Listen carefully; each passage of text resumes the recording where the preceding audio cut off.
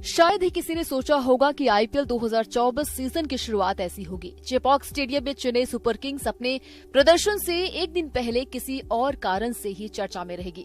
उम्मीदें तो टॉस के दौरान एमएस धोनी को सिक्का उछालते हुए और फिर नए सीजन की शुरुआत में पहली बार बोलते हुए देखने और सुनने की थी, लेकिन अब बातें धोनी के आखिरी सीजन की संभावना को लेकर हो रही हैं।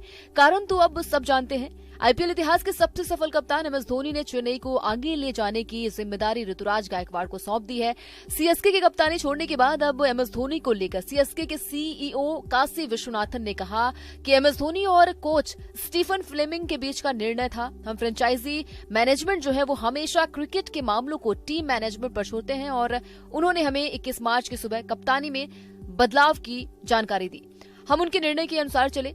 इसके अलावा विश्वनाथन ने अटकलों पर ध्यान देने से इनकार करते हुए कहा कि हम भविष्य के बारे में नहीं कह रहे हैं। हालांकि उन्होंने पुष्टि की है कि एमएस धोनी इस सीजन में पूरी तरीके से खेलेंगे। वहीं सीएसके के हेड कोच स्टीफन ने अपने बयान में स्थिति को पूरी तरीके से साफ कर दिया है। फ्लेमिंग ने कहा है कि हम साल 2022 में धोनी की कप्तानी से अलग होने के लिए तैयार नहीं थे। धोनी को क्रिकेट की जबरदस्त समझ है, लेकिन हम युवा खिलाड़ियों को इस भूमिका के लिए तैयार करना चाहते थे। इस बार हम तैयार हैं। पिछली बार एमएस धोनी ने कप्तानी छोड़ी तो हम स्तब्ध रह गए थे क्योंकि हम इसके लिए तैयार नहीं थे। इस बारे में हमें पता था। इसके अलावा उन्होंने कहा कि हम नए कप्तान तैयार करने पर मेहनत कर रहे हैं। युवाओं पर भरोसा करने का फायदा मिला है। मैंने गायकवाड़ से कप्तानी के बारे में बात की, उसके लिए ये शानदार मौका है। खैर, अब ऋतुराज गायकवाड़ आपको चेन्नई की कमान संभालते हुए नजर आएंगे। 22 मार्च यानी कि आज चेन्नई बनाम आरसीबी के बीच में पहला मुकाबला खेला जाएगा। मैच चेन्नई के एमए चिदंबरम स्टेडियम में है, यानी धोनी के अपने घर पर मुकाबला खेला जाएगा। चेन्नई का ग्राउंड सीएसके का होम ग्राउंड होने के साथ ही टीम का किला भी है, जिसे भेद पाना काफी मुश्किल है। देखिए इस वीडियो में हम बात करेंगे चेन्नई की पिच, वेदर और हेड टू हेड रिकॉर्ड्स के बारे में और इसके अलावा क्या होगी दोनों की संभावित प्लेइंग 11। तो सबसे पहले नजर डालते हैं एमए चिदंबरम की पिच के बारे में। सीएसके और आरसीबी के बीच में आईपीएल 2024 का पहला मैच जो है वो एमए चिदंबरम स्टेडियम में खेला जाएगा। सीएसके के घरेलू मैदान पर स्पिन गेंदबाजों का बोलबाला रहता है। गेंद बल्ले पर फंसकर आती है और बाउंड्री खोजने के लिए खासी मशक्कत भी करनी पड़ती है। हालांकि शुरुआती मैचों में बल्लेबाजों का काम थोड़ा जरूर आसान रह सकता है।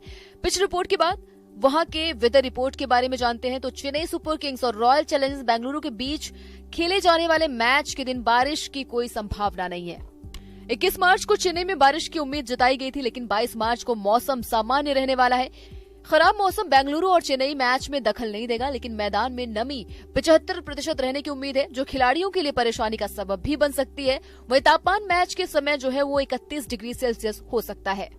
आरसीबी और सीएसके के बीच आईपीएल में हेड टू हेड रिकॉर्ड्स की बात की जाए तो दोनों टीमों के बीच अब तक 31 मुकाबले खेले गए हैं, जिसमें से 20 बार चेन्नई को जीत मिली है, तो वहीं सिर्फ 10 बार आरसीबी की टीम जीतने में कामयाब रही, जबकि एक मैच का कोई नतीजा नहीं निकला था। वहीं दोनों टीमों के बीच अब तक एमए चिदंबरम स्टेडियम में 7 मुकाबले खेले गए हैं। इनमें से आरसीबी की टीम मात्र एक बार जीतने में कामयाब हो सकी थी।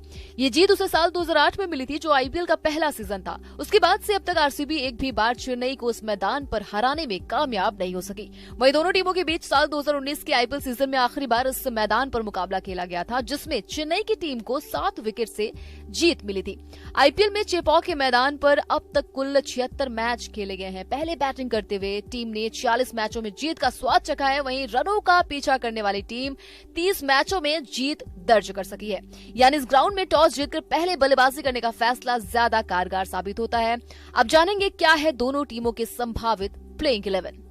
सबसे पहले बात करेंगे चेन्नई की संभावित प्लेइंग 11 की। तो यहाँ पर ऋतुराज गायकवाड़ आपको चेन्नई की कमान संभालते हुए नजर आएंगे। Rachin Ravindra, Moeen Ali, Shivam Dube, Ravindra Jadeja, MS Dhoni as a wicket keeper, Shardul Thakur, Deepak Chahar, Tushar Deshpande, Mustafizur Rahman, Maheesh Theekshana. तो ये थी सीएसके की संभावित प्लेइंग 11। अब जानेंगे क्या है आरसीबी की संभावित प्लेइंग 11।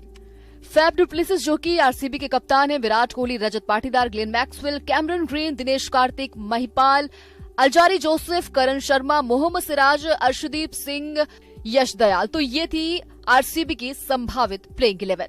आपको बता दें कि एमएस धोनी को सीजन के आगाज से पहले ही कुछ बड़े झटके लगे थे। ड्वेन कॉनवे इंजरी के चलते उपलब्ध नहीं होंगे। ऐसे में ऋतुराज गायकवाड़ के साथ पारी का आगाज कौन करेगा, ये बड़ा सवाल है। माना जा रहा है कि न्यूजीलैंड के स्टार ऑलराउंडर सचिन रविंद्र ऋतुराज का साथ निभाते हुए नजर आएंगे। नंबर 3 की पोजीशन पर धोनी अजय के रहाणे पर भरोसा दिखा सकते हैं, तो 4 नंबर पर शिवम दुबे एक बार फिर से धमाल मचाना चाहेंगे। आरसीबी ने चेपॉक स्टेडियम में आखिरी बार मैच साल 2021 के सीजन में खेला था, जिसमें से उन्होंने कोलकाता नाइट राइडर्स की टीम को 38 रनों से हरा दिया था। इस मैदान पर विराट कोहली का रिकॉर्ड देखा जाए तो वो भी काफी अच्छा नहीं है, जिसमें से उन्होंने 12 पारियों में 30.17 के औसत से मात्र 362 रन बनाने में कामयाब हो सके हैं और उनके बल्ले से सिर्फ 2 बारी अर्धशतकीय पारियां देखने को मिली है। आरसीबी के पूर्व कप्तान विराट कोहली की वापसी लंबे समय बाद मैदान पर होने जा रही है। उन्होंने इंग्लैंड के खिलाफ हाल ही में खेली गई पूरी टेस्ट सीरीज मिस कर दी थी, लेकिन अब वो अपनी टीम के साथ जुड़ गए हैं और खेलने के लिए बिल्कुल तैयार हैं। विराट कोहली की कप्तानी छोड़ने के बाद फैफ डुप्लेसिस 2 साल से टीम की कमान संभाले हुए हैं, लेकिन अभी तक वो भी ट्रॉफी दिलाने में कामयाब नहीं हुए।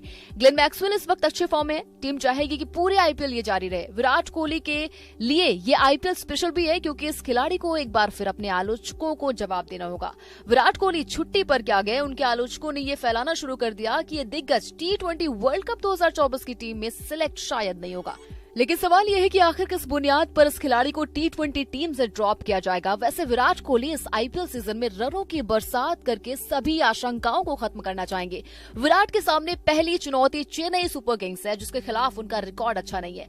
आपको बता दें कि धोनी ने इससे पहले साल 2022 में खेले गए आईपीएल सीजन के शुरू होने से पहले अचानक कप्तानी छोड़ दी थी, जिसके बाद रवींद्र जडेजा को टीम का नया कप्तान बनाया गया था।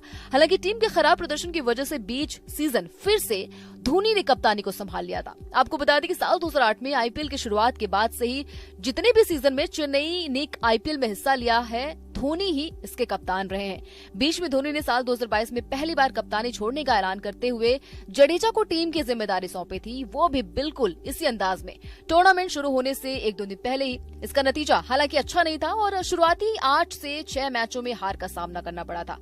फिर अगले सीजन में धोनी ने शुरू से कप्तानी की और टीम को 5वीं बार चैंपियन बनाते हुए मुंबई इंडियंस की बराबरी कर ली।